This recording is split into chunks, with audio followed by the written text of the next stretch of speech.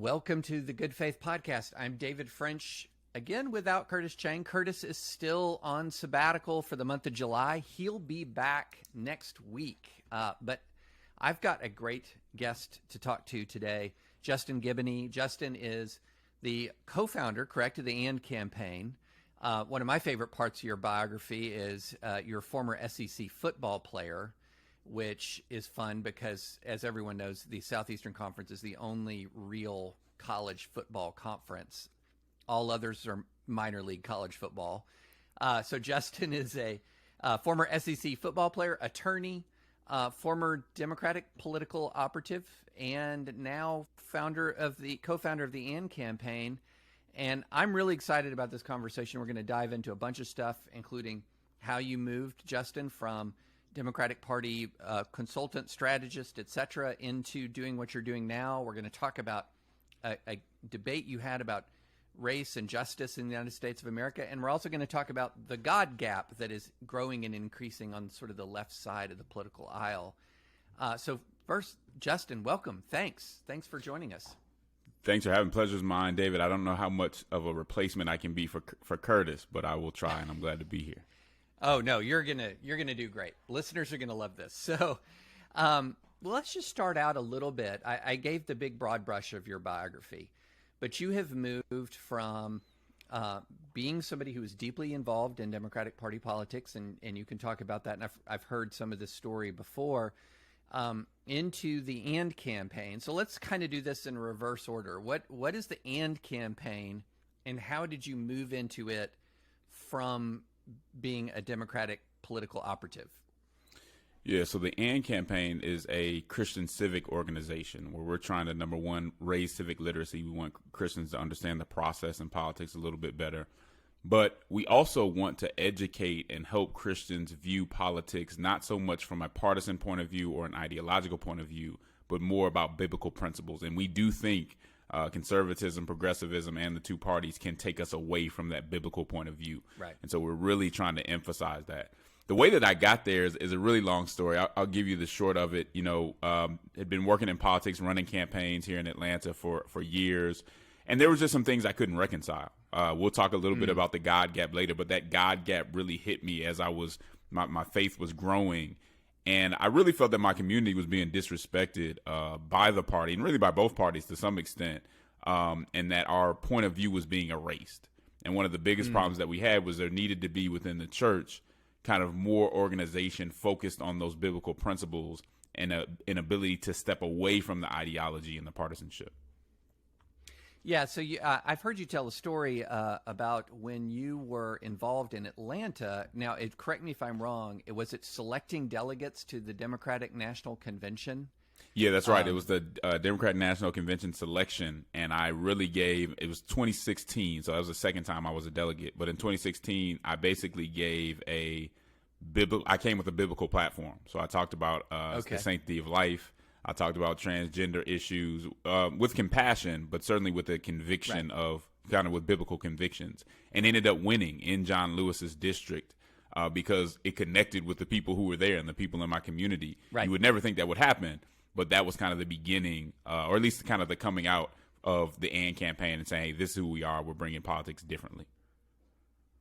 Yeah, so it's funny. So you were a Democratic delegate in 2012? Yes. As well? Yep. I was a Republican delegate in 2012. Okay. I was a Mitt Romney delegate. So, like as I said, we come from different parts of the spectrum to a lot of unity at this point. So let's talk about so far if I'm a Republican and I'm listening to you, I'm hearing, okay, what you're describing to me, if you're talking about like presenting a traditional biblical sexual ethic in a democratic context, and then you felt alienated from that, or you felt like that you felt like that there was a schism there or some differences there and some tension there. Well, doesn't that sort of logically mean that you just kind of step across the aisle from the Democratic Party to the Republican Party? Because the Republican Party is going to much more closely maybe match your values that you just articulated about sex, gender, and sexuality. Yeah, that's only part of our public witness. So no, that wouldn't necessarily mean that for us. And to be honest, AND campaign is nonpartisan, so it's not like a Democrat or a Republican organization. But no, I think one of the I think there are legitimate reasons why a lot of African Americans aren't in the Republican Party. I think a lot of it deals with the history on civil rights, the history on racial justice, and the lack of attention there, the lack of engagement, or sometimes really just being on the opposite side of what I think is just. So it was kind of a feeling of homelessness because there were legitimate reasons on both sides to push, to kind of push away and to some extent give Christians an opportunity to have a different framework by which to move forward. Right. Yeah, and let's drill down for a minute on that homelessness point, because one of the things that I have found is that when you, and so I was a Republican my entire adult life until 2016. And when Donald Trump clinched the nomination, my view was I just wasn't going to be a part of an organization that put him, or affiliate with an organization that put him as its leader.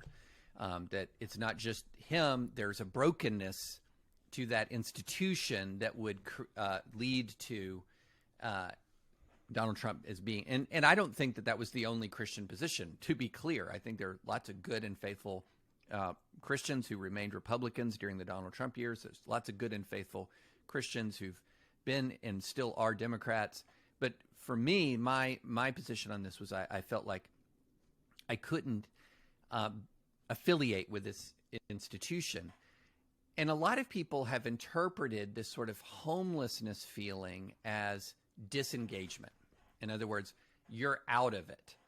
But my perspective has been, no, I'm not in any way out of it. I just don't fit into one of these two boxes. And that's why I've really followed you with intense interest for some time, because I sense in that you're not disengaged from anything as you are, or any key issue as you are, at the AND campaign, as you're talking to Christians about public life. You're not disengaged at all. You're deeply engaged. It's just not in that tribal context. That's right. I mean, I probably don't get invited to the progressive cocktail parties anymore, but I do feel like I'm engaged in a better way, in a more clear way, where I can say I feel comfortable with my faith and with my convictions engaging in this way. So what that means for us is sometimes there are times when I will say, hey, some of my old progressive friends, hey, this is something we can work together on. But at the same time, I don't let them tell me that I can't go across the aisle and also have conversations with conservatives and try to get things done as well. It's just not playing by their rules and making sure that we do it in a different way. But I think in many ways, the effectiveness and certainly the faithfulness of my engagement has gotten better and stronger. So I've got, let's dive into, you had a really fascinating conversation. Our friends over at the Gospel Coalition have been hosting a series of conversations that they call Good Faith Debates, trademark infringement lawsuit from the Good Faith podcast, not incoming, but they've been calling them Good Faith Debates, and they're really great discussions, and I strongly recommend them because they get people of goodwill on both sides of an argument that's sort of dividing or maybe causing some contention in the church, and just talk about it in a civil and decent and comprehensive manner. And you had one where you were talking with Brian Davis, who's a pastor at Delray Baptist Church in Alexandria, about racial injustice and the church's role in dealing with racial injustice. And before we sort of dive into the debate itself and what stood out to me about the debate itself, if you could kind of give like a version of the whole opening statement, sort of a version of your case that you began that debate with, just so people know where you're coming from. I think that'd be super helpful. Yeah, I think racism in America and the church's role in racism in America is very clear. Now, unfortunately, I think we do have some Christians who do not want to reckon with that history. But the history is there. I mean, you can look, one of the quotes that I gave was Frederick Douglass saying, the American church was not only indifferent to the wrongs of slavery, it actually took sides with the oppressor. It was a bulwark of American slavery. Mm-hmm. We have to deal with that. But within American slavery and those issues, there was also a theft, right? There was a practical theft that came along with that. And so one of the things I said first and foremost, we have a situation, and Barna shows us this, where white Christians are less willing to deal with racial justice than white people in general, right? So we're less likely to deal with that issue. I think that's unfortunate. So the first statement I basically make is that white evangelicals especially have to approach racial justice with a broken heart. You can't approach it in this way where we're trying to come out with this perfect narrative. That's just not biblical. It's just not truthful. Therefore, it's not biblical. You have to approach it with a broken heart and have humility to say we made mistakes instead of trying to say, it's almost like you're looking at the other side. If we admit we were wrong, then the progressives will win something. That's no way to be a Christian in the public square. So we have to admit what happened, and we have to admit also the practical ways that has taken from African Americans, and be prepared to address this in ways that uses political capital, that is willing to give up something and say, we have to fix this. And I talk a lot about the ethic of restoration, the ethic of repair when it comes. So for instance, David, if you steal my land and then you give it to your son, right, that land doesn't belong to your son. It belongs to my son. And so much of that has happened to where even denominations and churches, and a very good book on this is Duke Kwan and Gregory Thompson, where denominations and churches had benefited from from stolen labor. And it's very clear they benefited from slavery and things of that nature. When that happens, there needs to be a repair for us to be aligned with a real Christian ethic. And so that's what I was trying to get across, that not only does the church have to address this and be honest about what happened, there's a obligation to repair in a very practical and real way. You know, this is something that I think is a really tense. This is a really tense subject for people, and I think I've figured out one of the reasons why it is really, really tense. Well, and one of them is this confusion between guilt and responsibility. Okay, so let me put it like this: if a corporation, let's call it power, let's say it's a power plant. A power plant pollutes the groundwater. It pollutes the groundwater through its own negligence, its recklessness, its indifference. It just pollutes an entire area of a state. You can fire the people who polluted, right? Bring in new CEOs and new members of the board who did not pollute. The people who did not pollute aren't guilty of the corporations. They're not personally guilty of the corporation's prior bad acts, but they still have a responsibility to the community and to justice to clean up what the corporation ruined, to clean up. And so there's a difference between the new CEO. No one says you're guilty, but they say you still have a responsibility. So, for example, thinking about sort of my own life, like you can trace my family back to prior to the Mayflower. I'm not guilty of everything that my ancestors did, but to the extent that I have a role in the institutions that my ancestors built or in the society that my ancestors built, I have responsibilities. I have responsibilities to try to ameliorate or address injustice. And I think we really get those two things, these two things confused in our mind. You think if I have a responsibility, you must be saying I have personal guilt. And that's a big part of the misconception here, I think, is that people are reading these they read what you're saying about obligations to repair, and you're thinking, well, I didn't break anything. I didn't break anything. And so, I don't know if that's definitely. I mean, even in my example, your son could be a great person. Your son could be race conscious and all this other stuff, but it's still not his land, right? And so, that's a conversation we have to have. I mean, even if you look at it from an almost social contract, you're taking on not only the benefits of society, but also its debts, right? Because there's a certain benefit there. And so, we need to be, but I think the biggest thing is not just that misunderstanding. It's the pride that comes along with it. It's trying to keep this ironclad narrative to make everybody else think we get everything right, to make sure we don't give up anything that may hurt us in the culture war. I really do think that's a major part of it. I've had conversations with folks who are good people in other ways, but would literally get mad when you stated historical facts about race in America. How do you get mad when somebody's stating historical facts? Well, you get mad because it goes against your narrative, right? And so I think that is a major part of what we're dealing with. But you're right. People confuse those two things, and it's time for the church and leaders in the church to step up and add some clarity to that. You know, there's a really interesting conversation we had weeks ago with a writer named Rachel Ferguson, and she had this really interesting analogy about how history plays on our minds. And she said, if you think about June 6, 1944 and storming of Omaha Beach, we feel pride about that. Mm-hmm. That's a we-us thing. That's what we did as the United States of America. But if you look back at 1921 and the Tulsa Race Massacre, that's a they-them thing. That's what they did. Don't talk to me about that. That's way in the past. Whereas the June 6, 1944 is what defines us now. It's something that defines us now, when the reality is they both do. They both define us.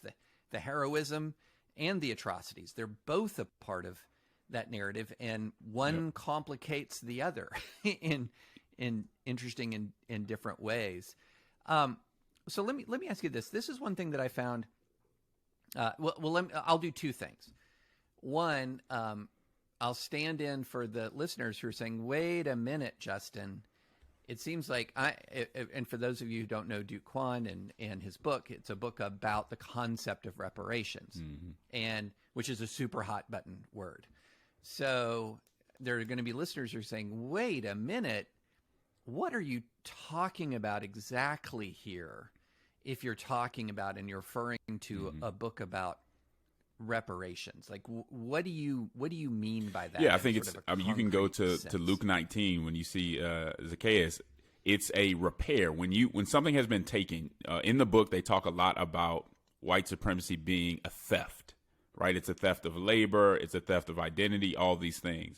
When that has happened, I believe there's a clear biblical ethic, whether we want to go to Exodus 21 through 22, we can go to Leviticus 6 and so on. There's a clear ethic that says when you have taken something or gained something that you didn't earn or that was somebody else's, you need to repair that. And if you look at the history of how African Americans have been treated in this country, who were enslaved and mistreated and not treated as equals under the law much longer than we've been treated as equals, if you even want to argue that that's the case right now, then there's clearly been a theft, and that needs to be repaired. Now, I'm not even talking about right now some government, what the government needs to do or anything like that. I'm talking about what the church needs to do. And if you look at the history, the church has benefited in financial ways and other ways from that theft, and we need to have a better conversation about how we repair that.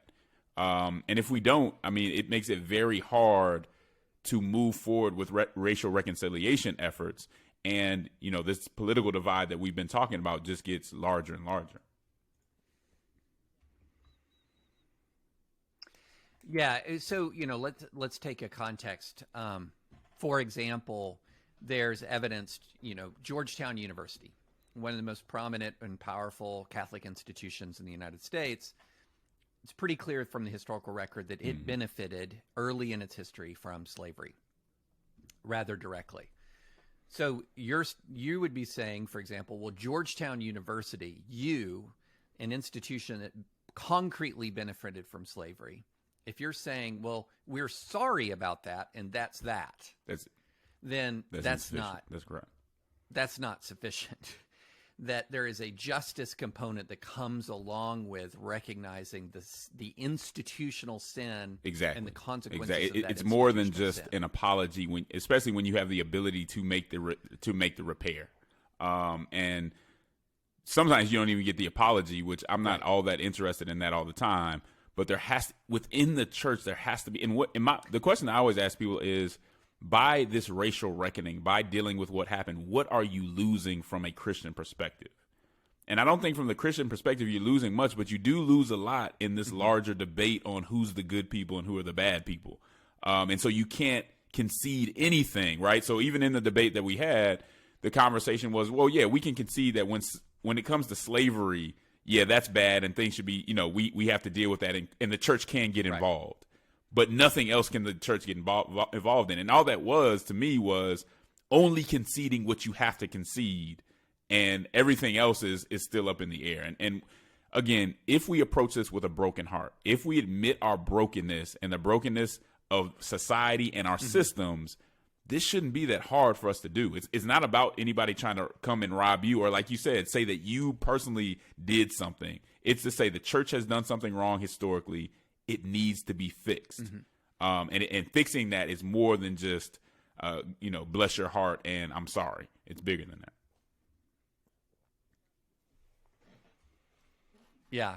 Now, what's interesting to me, so I think if you take long-standing institutions like Georgetown University, that's an old Christian institution in America, or the Southern Baptist Convention, which predates the Civil War and has its own history surrounding that, or various seminaries that have existed for 100 or 150 or 200 years, you can trace in an awful lot of circumstances specific things that institution did. And so it's one thing to sort of say, okay, X seminary or Y seminary, here are things that you did. What are you going to do? What's your sort of responsibility to that? But a huge amount of our, especially the Protestant church in the U.S., is just a whole bunch of brand new institutions, right? You've got all kinds of non-denominational churches that have sprung up in storefronts, for example. They have a history, but it might be to 2011, that particular church.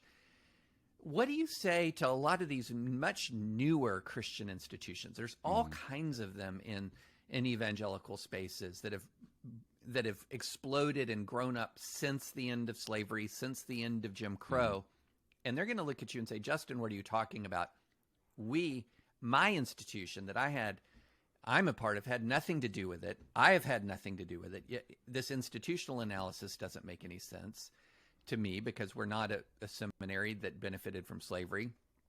We're a church that started with 23 people in an old 7-Eleven building 15 years ago. What do you? I would say that you're part of a culture and institutions that have benefited in general. Right. So it's, even whenever we look at sin or when we look at Christian ethics, you got to look at the spirit of it, because if we want to get out of something, if we want to be overly technical and be lawyers like you and I are, we can do that. I wouldn't do that with God, though. And I think if you really look at the spirit of, honestly, if you really look at the spirit of what that ethic is saying, have I in direct or indirect ways had a benefit? And even if I didn't, has something been taken from somebody? What is my responsibility? So, yeah, we can get technical. We can say, well, if you look at this, we didn't we weren't the ones. We shut this organization down and started something new. Yeah, but the benefits of that old institution still flow in one way or another to the new institutions, right? Even if it isn't a line item in the budget, right? There's still ways that flow from one to the other. So you got to look at the spirit of it. And Christians know that in other spaces. We know that in other situations, but we want to get very technical and just find ways to get out of it. You can convince yourself of that. I would be worried that you could convince God of that. And so we need to look at it a little bit differently. Okay, so let me ask you this. We've been at some events together, and a lot of the events that we've been at together, they know your perspective when they invite you. They know my perspective when they invite me, and people are pretty welcoming and open and interested in what you're the ideas that you're sharing here on this podcast. What's been your reception, sort of, in the evangelical church? It varies to these arguments. Even at the event I was at, there were some people who agreed. There were some people like, no, I don't agree at all. It really varies because, as you know, so much is in flux. You have people who were super pro-Trump, then you have people who were non-Trump within the evangelical church. So it's not a monolith. It really depends on who you're around. A lot of younger white evangelicals get it. Obviously, when I go to my church and in the Black traditional church, you say something like this, it's a given, right? The way that we read the Bible makes that very clear. Like, it's not a huge debate about it. So it just depends who you're around. I mean, demographics matter to some extent on that. But I also see people opening up and trying to hear it. And so I appreciate that too.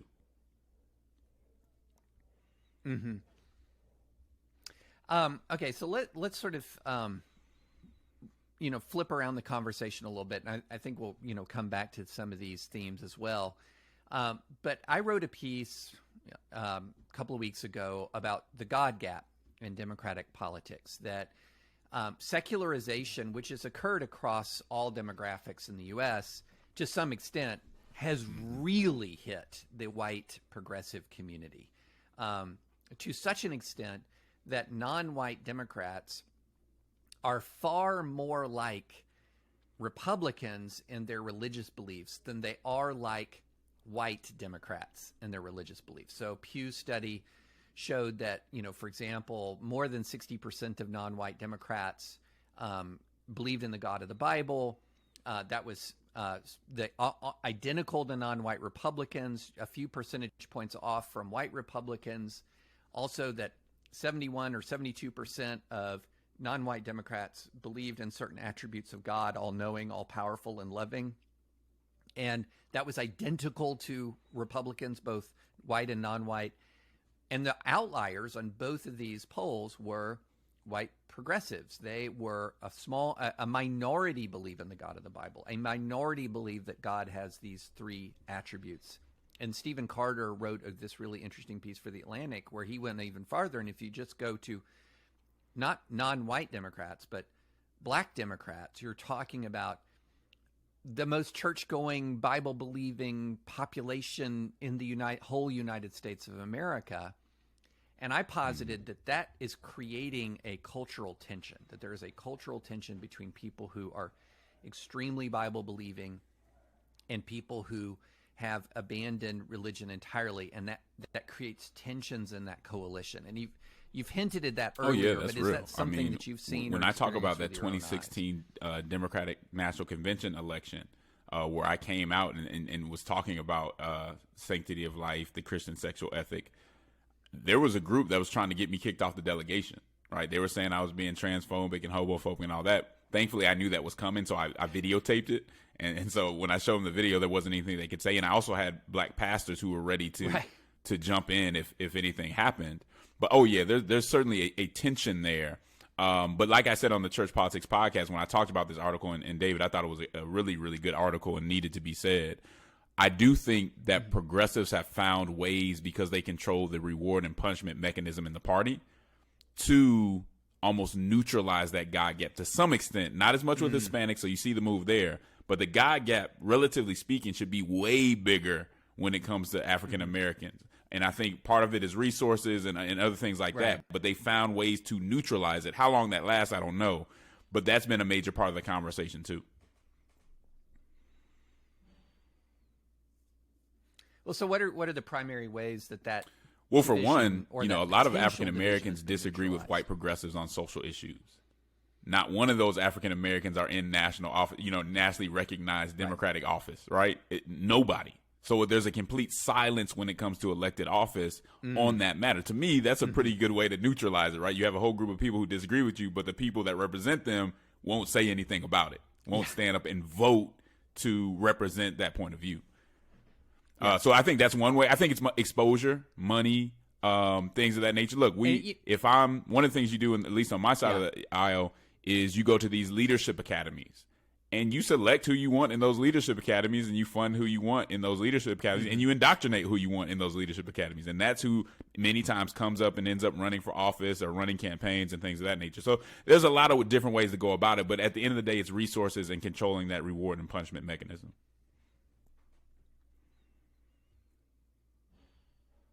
And one thing I found is that I don't necessarily think in the elite spaces of American life, regardless of race, the elite spaces are not representative of the religiosity of America writ large. And so if you're living in an elite spaces, and this goes back to what, and I always blank on how to pronounce his last name, Dean Baquet from the New York Times, where he says, "We don't get religion." Now, since he said that, they've hired some really strong reporters, Ruth Graham, for example, who really gets the beat. But I have seen this regardless of the race. When I was in some of these spaces, it's almost as if an entire part of the country, including an entire part of their constituency, the people who got like the politicians they like elected. Yeah, it's dismissive, right? So one part of it is the elitism that comes along with it. And so there may be people with other views. Those views aren't really worth understanding, right? There's an elitism, there's a dismissiveness to say it's not that they couldn't get access to it or couldn't have those conversations. There's a lack of interest because these are not really legitimate, as time goes on, everybody will believe what we believe. So we don't really need to go and figure out why they think what they think. They just haven't moved along, through the evolution process as far as we have kind of idea. The other thing I'll tell you that you see it in the Democratic Party is they don't have, because they have this professional class, leadership class bubble, they don't have, it's almost impossible to find political operatives that understand those people. To your point, so you have these folks who don't have a good understanding, but when you're running for office and you have people running your campaign that don't understand the people whose votes you're trying to get, it makes it very hard. And you saw, I think, of the vice president's campaign and many other campaigns suffered because you had these folks who did not understand the people that they say they were supposed to represent. A major problem in the party that they're going to have to deal with one way or another. And the God gap is part of that.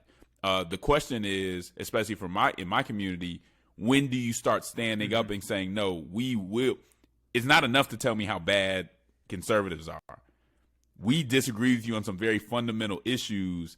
Something has to change. Yeah. And I think it's on our political class and others to start making that change. Right. So it seems to me like you've got, if you go into conservative spaces, you're going to be hit with an allegation you're woke, right? Because, as the definition of woke has changed to basically mean anything 1 inch to my left, especially on wherever I am, anything 1 inch or more to my left is woke, especially if it is on matters of race. But if you get into more left-wing spaces, there are their own sort of allegations, transphobic, etc. So how do you navigate those spaces? We've talked a little bit on navigating those spaces on the right. I think by drawing out the true tradition of the Black church and building a community around that. So what happens a lot of times is they just isolate you. So they isolate you and cancel you. But when you have, folks like Dr. Barbara Williams Skinner, who was over the Congressional Black Caucus, when you have Charlie Dates, and you bring all these folks together, and you said, the truth of the matter is, y'all want to talk about civil rights and all that? We truly represent that ethic better than the far left side does. So let's really have that conversation. But there's power in numbers. So what I've tried to do is bring us together to some extent to speak with one voice and push back. It doesn't mean that you're not going to get pushback. It doesn't mean there won't be attacks. But you have more ground to stand on, and you have a community that you can lean on to give you cover in those situations. And so I've just tried to bring that together and really highlight the differences between that Black ethic, that Black church ethic, and what you get from progressive spaces.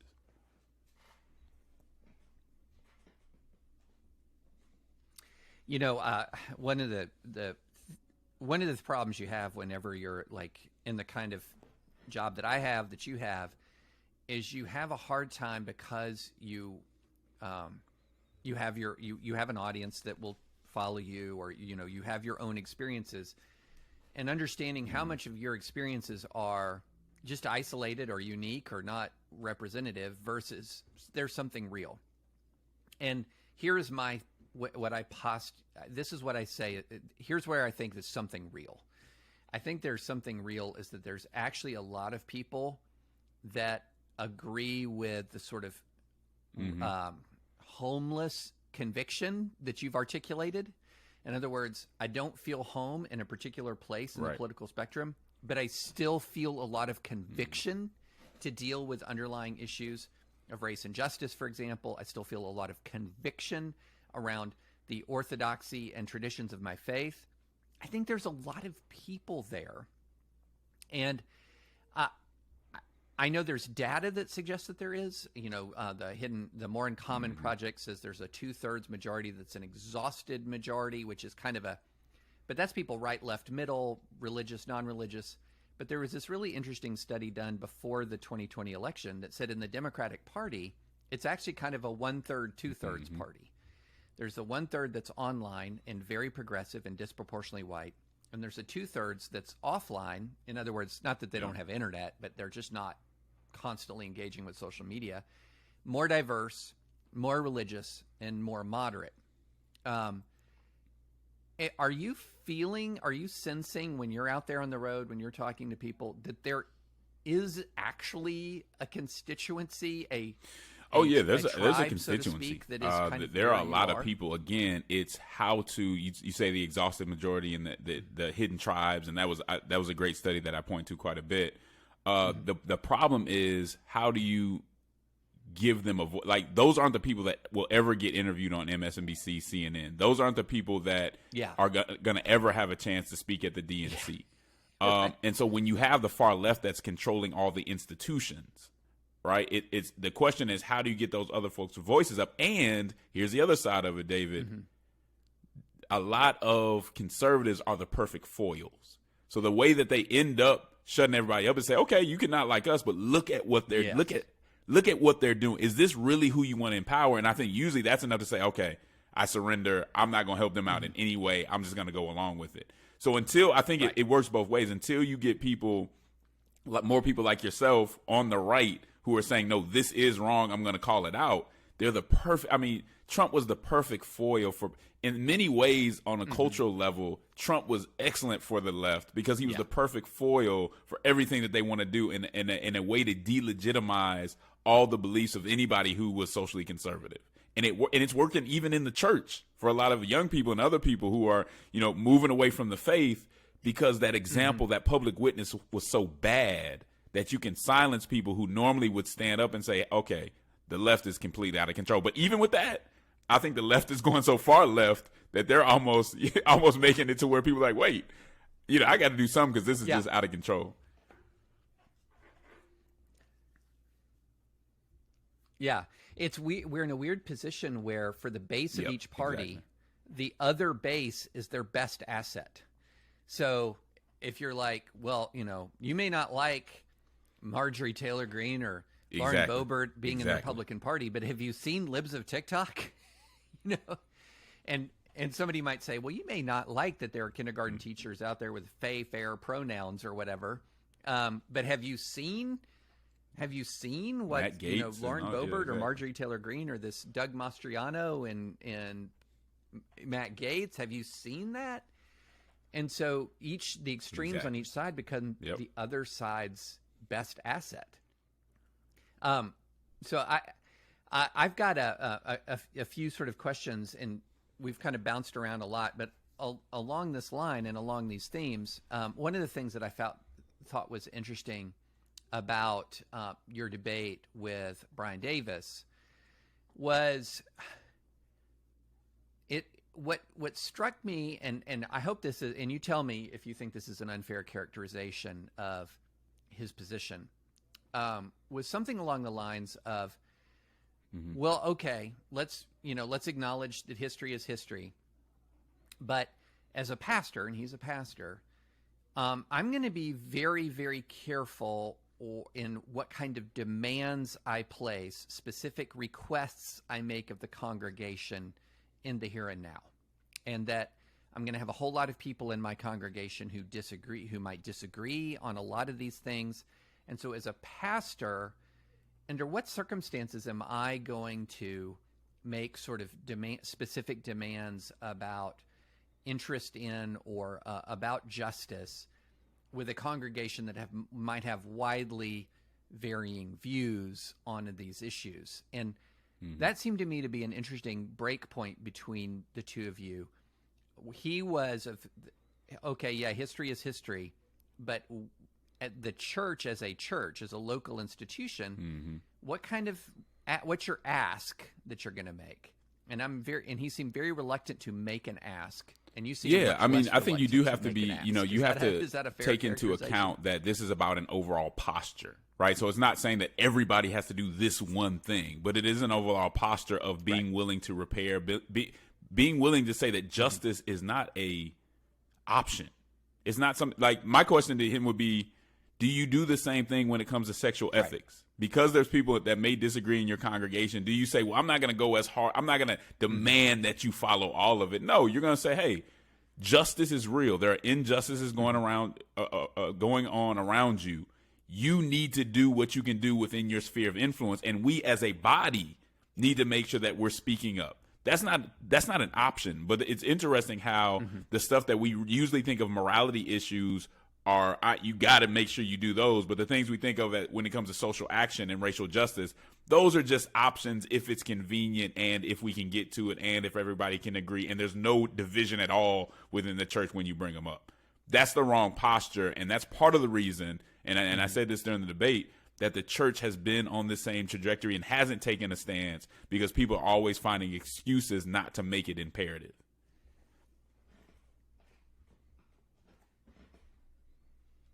Yeah, it was an interesting formulation.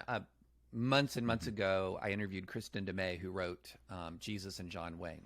And she had this really interesting formulation where she said, I noticed over time the church was not tolerant of sexual sin, but especially the Southern evangelical church was very tolerant for a very long time about racial sin, the sin of racism.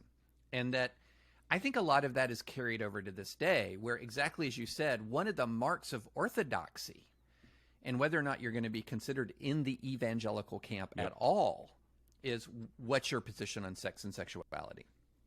And at the same time, there's this huge, it's not just a big tent, it's almost tentless view of what is your sort of view on the history and legacy and the remaining and the continuing existence of this grievous sin of American racism.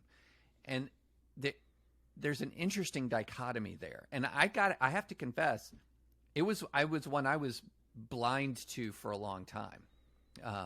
Completely blind to it for a long time, because if you grow up in the church spaces where I grew up, and I commend you for even having that growth, right? Because a lot of people don't have that growth, and it's just unfortunate. Again, coming from the Black traditional church and seeing, how we emphasize the Exodus motif and God as a liberator and things of that nature, it was just odd for me when I first realized that everybody didn't have that emphasis, that it became an option for some folks depending where you are.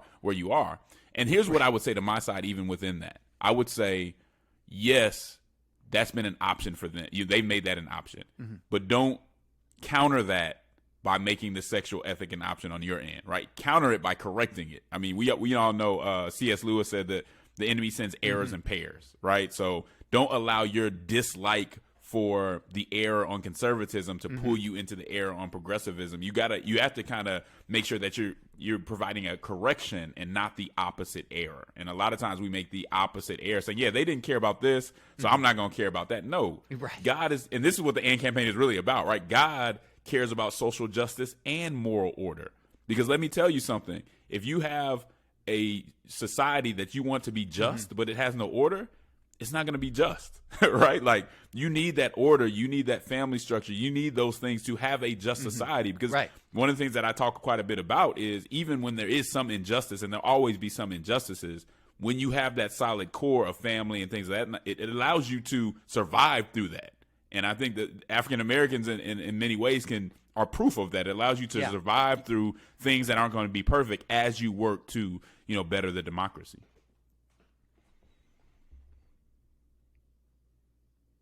And it's interesting. We're also, as you say this, we're living in this interesting moment of history where we're both living with the legacy and still living with the legacy of the period of time from 1619 to 1964, where racial bigotry was enforced by law and defended by violence. That's a long time. It imprints itself on society in a way that is not easily peeled away. And it has not been completely peeled away. So we're living with that legacy and the persistent reality of present racism. And we're also living with the legacy of the sexual revolution, the brokenness surrounding that. And there's this really interesting moment that we're in the middle of right now, and I've written about it, where people like Christine Imba at the Washington Post, I don't know if you followed some of the things that she's written, Michelle Goldberg in the New York Times, other writers in the Atlantic are saying, whoa, this is not empowering. Sexualized, pornified culture isn't where it's at. Right. And we're living in that brokenness. And the funny thing is, if I say this in an evangelical church, everyone's like, yes, absolutely.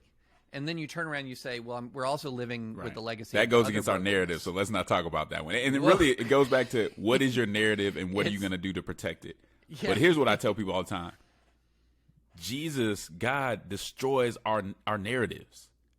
How many people walked away from Jesus with their narrative intact? Hardly anybody walks away from Jesus with their narrative. Why do we think that we can go through and have this perfect cultural narrative? Right. Most of our perfect cultural narratives are myths. It's fiction. And we need to get over it.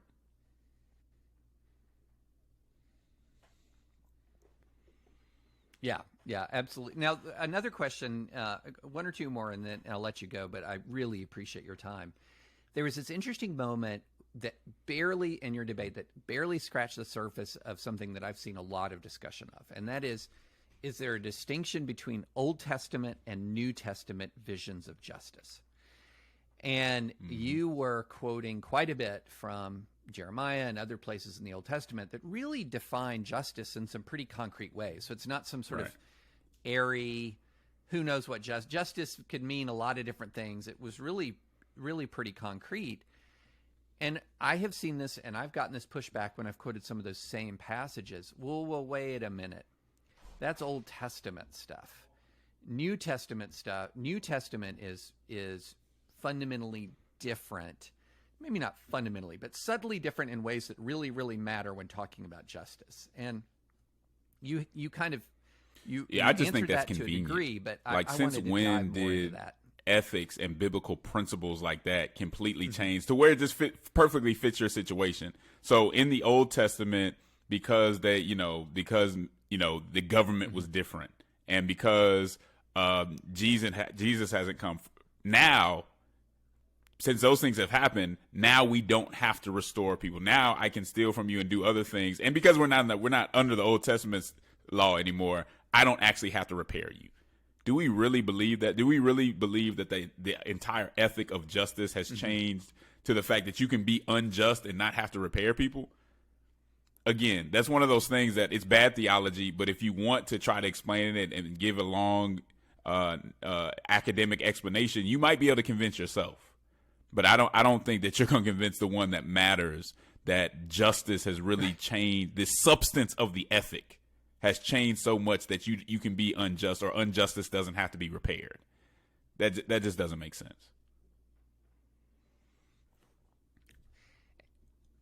And the other thing that you encounter an awful lot is that discussions of justice, especially when it has a socio-political element to it, such as, trying to concretely improve a person's condition in life through political or other means, that's a distraction from the gospel, and that this malady, or all of these maladies, whether we're talking about the sexual revolution and the fallout from the sexual revolution, or the legacy and persistent reality of American racism, more gospel is the solution. The socioeconomic and political aspect of it is a distraction, that it blocks or is a barrier to the gospel. And again, I thought you had a good, you guys had a good back and forth on that kind of element. Again, didn't dive into it as much because it's such a false dichotomy. But that's to say again a kind of pushback you have here all evangelizing in one place, and then you have social action in another, and we have to focus on the former, because if we do anything with the latter, it'll take away from the former. That's ridiculous. If we go to 1 John 3, it says, this is how we know what love is. Jesus Christ gave his life for us. We should do the same, right? What it's saying is love is self-sacrifice.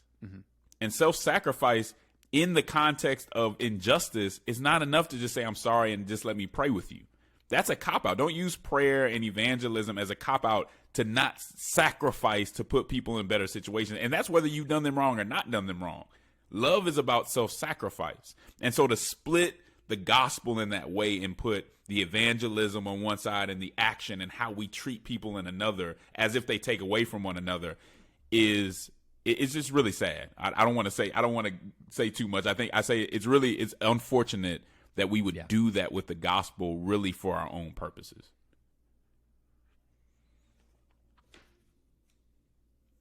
All right, last question. So how do you deal, though, with disagreement on this socio-political world? Because if you're looking at something as complicated as dealing with the legacy of slavery and Jim Crow, if you're looking at something as complicated as dealing with changing people's hearts and minds regarding race, that's complicated. That's hard. There's going to be a lot of disagreement as to how to get from A to B. And I think one of the fair criticisms a lot of people have of folks more on who really focus on racial justice issues is they say, A, you should be for racial reconciliation and justice. And someone will say, yes, I'm with you. And that means, B, you should support this suite of policies. And somebody says, I'm not so sure those will work. But wait, I thought you were focused on racial justice. How do you, because these are complicated things, how do you deal with both creating the sense of urgency and at the same time acknowledging that complicated problems that's really good. To sort of diverse again, I think it's all about going back to this good faith. There are people who with good faith think that racial justice should be acknowledged and engaged. Like we need to do something about it. And they may have different ways of going about that, right? Their economics may be different. And if they in good faith believe there's a better way to do it, then at that point, we just have to discuss, okay, let's go point for point and let's look at history. Has that been impactful? Has that been helpful? But I have to admit that my particular way of getting it done, somebody could possibly disagree with that, right? You could disagree with that and still be well-meaning and that's hard to do because there's things I say, like if you look at the history of what's going on, like to me, you can't say, I'm not worried about voter rights at all. Like that's not an issue. I'm not even going to look at it or pay attention to it. I think when your brothers and sisters are saying it's a problem, you should at least look into it and honestly assess whether it's a problem or not.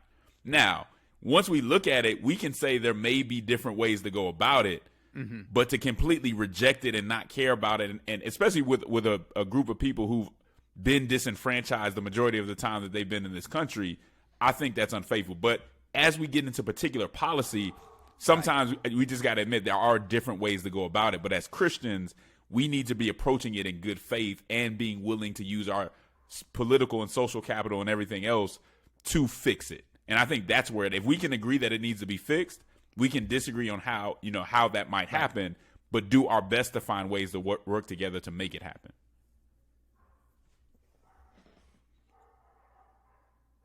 Yeah, I think that's a great way to emphasize good faith. I think that, I have to, if somebody has and especially the more you study an issue, often you get very fixed that there is a particular way to deal with it. And a lot of times we will interpret disagreement on our remedy as evidence of bad faith.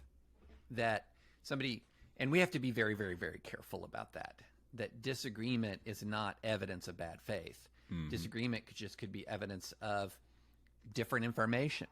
It could be, there are a lot of reasons for disagreement. It could be evidence that I'm wrong.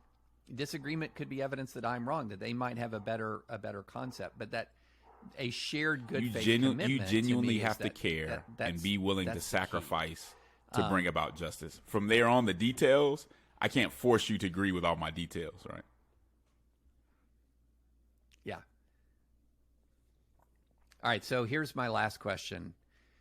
Former SEC football player. Absolutely. I'm getting ready for that. I'm rearing to go right now. I actually had a dinner a couple months ago with Vandy's new head coach, who's a former teammate of mine. Yeah. Clark Lee's a good guy. Me and my sons, I got 3 sons. They're all huge SEC fans. And everything you said about the SEC at the beginning of this episode was absolutely correct. I endorse that statement. Okay, so then I have 2 questions. One, what do you think? And I apologize, listeners, but it's not every day I get a real expert in college football on a podcast.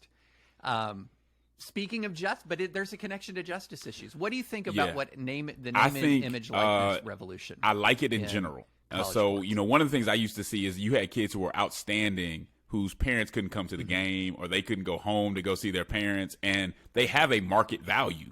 And so if there's a market value there, they should be able to realize some of that in what they do. I do think it's kind of the wild, wild west right now. So there may need to be some regulations and things of that nature. But I think generally I support it because you have a lot of, or you have a kid who was great and then gets hurt and has nothing from what he, you know what I'm saying, from the market value he did have. And I've seen that happen a lot too. So I support it in general. Yeah.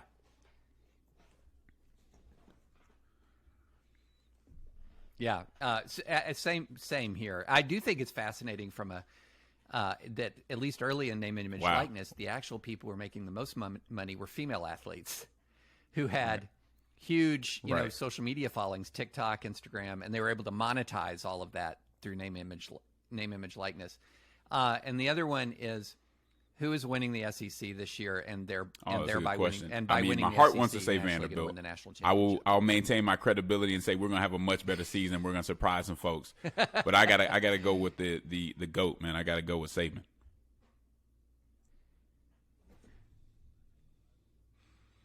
Yeah, I loved seeing Georgia win. Win last time. But it's just it's hard to go against him. And since I'll be honest too, since I'm in Georgia, I would rather have I'm in Georgia and I'm not a UGA fan. I would rather have somebody else win it too. So that plays a part if I'm going to be honest. Mm-hmm. Yeah. All right. Well, thanks so much, Justin. This has been a great conversation. Really appreciate. Thank you for what you do. Thank you for your voice out there, and thanks for joining on late notice. I shot you an email, Yeah, man. Well, I appreciate what you do. Keep it up. Here you are on Friday. And really look forward to connecting later.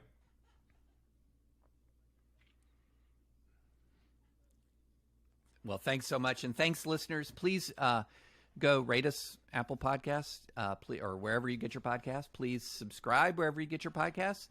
Check out Curtis's work. He'll be back next week at redeemingbabel.org.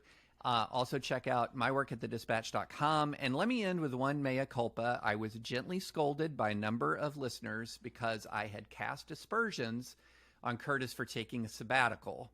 I was told sabbaticals are very necessary for a lot of folks, and really sabbaticals are a great idea. I agree with you. I agree. Maybe my mockery of Curtis was more envy. So I'm not casting aspersions on sabbaticals at all.